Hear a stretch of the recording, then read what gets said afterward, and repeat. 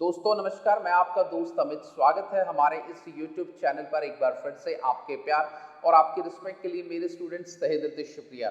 Guys, आज की इस वीडियो के अंदर हम लोग बात करेंगे कि जो बच्चे 2024 के अंदर अपनी बैचलर ऑफ एजुकेशन के एग्जाम देंगे हरियाणा की किसी भी यूनिवर्सिटी से, तो उन बच्चों के अच्छे नंबर क्यों नहीं आ पाते हैं और ऐसी कौन सी गलतियां हैं जो बच्चे एग्जाम के टाइम में बहुत ब्लंडर मिस्टेक करते हैं, जिनके कारण उनका परसेंटेज अच्छा नहीं बन पाता।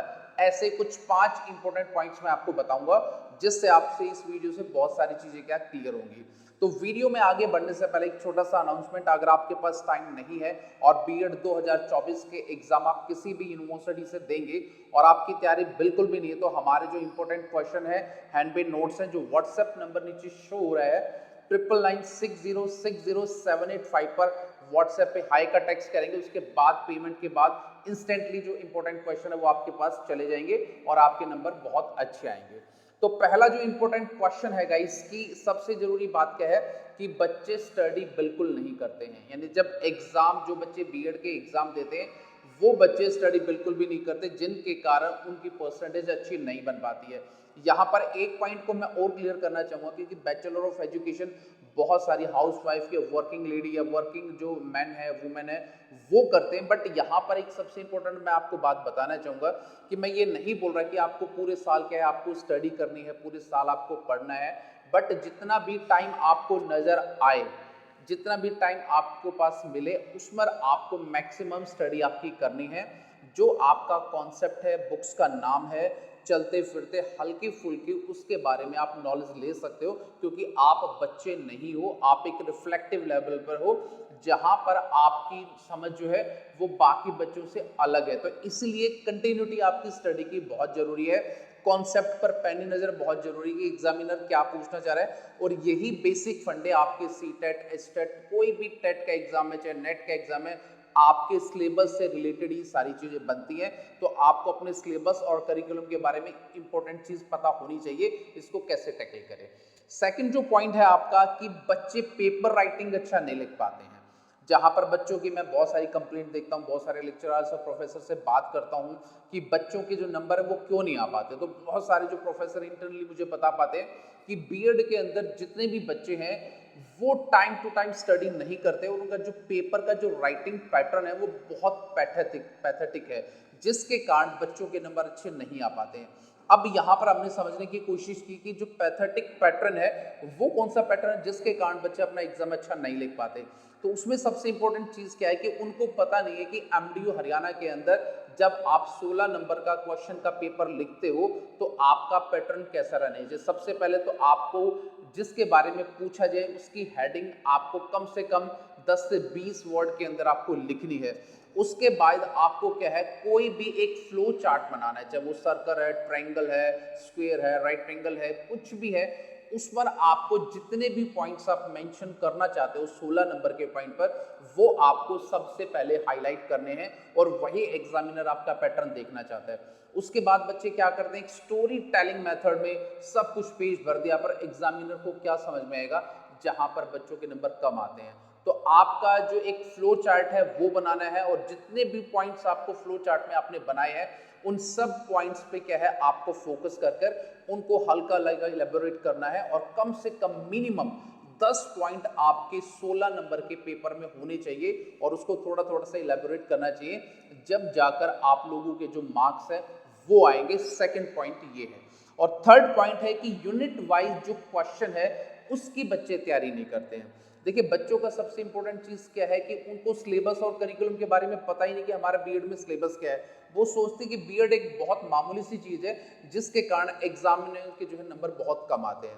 तो अब यहाँ पर जो टोटल आपकी 4 यूनिट आपके पेपर या सिलेबस में दी गई है, उस यूनिट से हर इंपॉर्टेंट टॉपिक पर आपको नजर रखनी है, और पिछले 2-4 साल में कैसे कैसे क्वेश्चंस आए हैं उसके हिसाब से आपको क्या प्रिपरेशन करनी है। अब यहाँ पर जो यूनिट वाइज है, यूनिट के अंदर देखिए, जब आप किसी भी यूनिट को गाइस पढ़ेंगे तो उस यूनिट के अंदर आपको ये नजर आएगा कि इस यूनिट के अंदर कौन सा इंपॉर्टेंट टॉपिक है या कौन सा इंपॉर्टेंट क्वेश्चन है जो आपके एग्जाम में आ सकता है। बस उसी को आप टिक मार्क कीजिए। जैसे ही उसको आप टिक मार्क करेंगे, उसके जस्ट बाद आप उसके बारे में पढ़े थोड़ा सा, कोई जरूरी नहीं कि आपको बुक से पढ़ना है, आपको कुछ भी पढ़ना है। अगर आपके पास मोबाइल है, यूट्यूब है, नेट है, लैपटॉप है, कुछ भी है, घर बैठ के बेसिक कॉन्सेप्ट भी अगर आप पढ़ लेंगे तो भी क्या है उसको अच्छा आप मेमोराइज कर सकते हैं और अच्छा इलेबोरेट आपके एग्जाम में उसको आप कर सकते हैं। तो ये वाला पॉइंट भी बच्चे मिस करते हैं। तो जितनी भी आपकी बीएड फर्स्ट ईयर में, सेकेंड ईयर में कोई भी यूनिवर्सिटी है, उसकी यूनिट को देखें, उस यूनिट के अंदर कितने इंपॉर्टेंट टॉपिक है उसको आप टिक मार करें और उसके हिसाब से आप उसको पढ़ें और वहीं से आप अपने पॉइंट्स को इलेबोरेट करना और आपके नोट्स बनाना और पॉइंट्स को मैक्सिमम पढ़ना कि भाई क्या कहना चाह रहा है, वो सबसे इंपॉर्टेंट चीज़ है। अगला जो पॉइंट है आपका, पांचवा पॉइंट मैं आपको बताऊंगा कि जो बच्चे हैं वो लास्ट 3 या 5 साल के जो क्वेश्चन पेपर है उसके अकॉर्डिंग स्टडी करते हैं। मैं आपको बताना चाहूँगा, वीडियो में बहुत बार बता चुका हूँ कि मैं लास्ट ईयर, 3 ईयर, 5 ईयर के जो क्वेश्चन पेपर है उसके सपोर्ट में बिल्कुल भी नहीं हूँ। उसका कारण क्या है, जब हम लोग भी एग्ज़ाम बनाते हैं बच्चों का कॉलेजेस के अंदर, या जो प्रोफेसर होते हैं एमडीयू के जो अपना एग्ज़ाम बनाते हैं, तो उनको पता होता है कि लास्ट 2 ईयर 3 ईयर्स में मैंने क्या दिया था, क्योंकि एमडीयू के अंदर बहुत साल से वो लोग वर्क करते हैं तो उनके पास सारा पैटर्न होता है कि हमने क्या दिया था। बस बच्चे सबसे बड़ी गलती यही करते हैं कि उन 5 साल के, 3 साल के जो क्वेश्चन पेपर है उनसे अपनी तैयारी कर लेते हैं। बहुत सारे बच्चे तो बोलते हैं जो 2 साल के क्वेश्चन पेपर है उसको ही पढ़ लो, आपकी तैयारी हो जाएगी। मैं फिर यहाँ पर आपको एक इंपॉर्टेंट सलाह देना चाहूँगा कि आपको लास्ट ईयर के 2 साल 5 साल के कोई भी क्वेश्चन पेपर आपको क्या है नहीं लेने हैं। आपको जस्ट अपनी बुक रीड करनी है, अपने कॉन्सेप्ट क्लियर करने हैं और आपकी यूनिट वाइज जो इंपॉर्टेंट टॉपिक है वो आपको क्लियर करने हैं। उसके हिसाब से ही क्या है आपके नंबर आएंगे।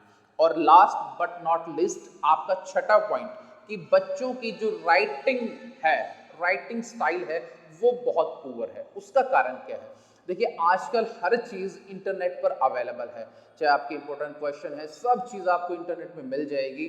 आपको बुक पढ़ने की भी आजकल आवश्यकता नहीं है अगर आप थोड़ा सा इंटरनेट सर्च करते हैं।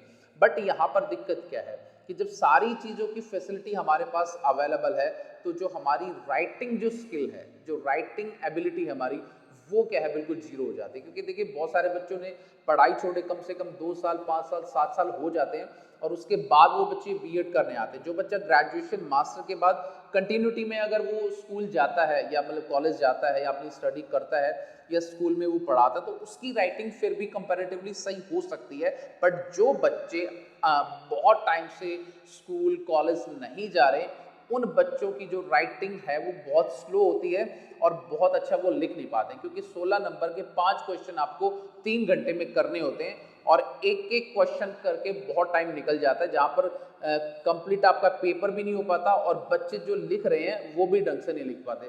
तो इसीलिए साथ साथ अपनी राइटिंग की जो स्किल है उसको भी इम्प्रूव करो। डेली का 1 या 2 पेज लिखो ताकि जब तक आपके जून में एग्जाम आएंगे तब तक आपकी जो राइटिंग स्किल है वो इम्प्रूव हो जाएंगे।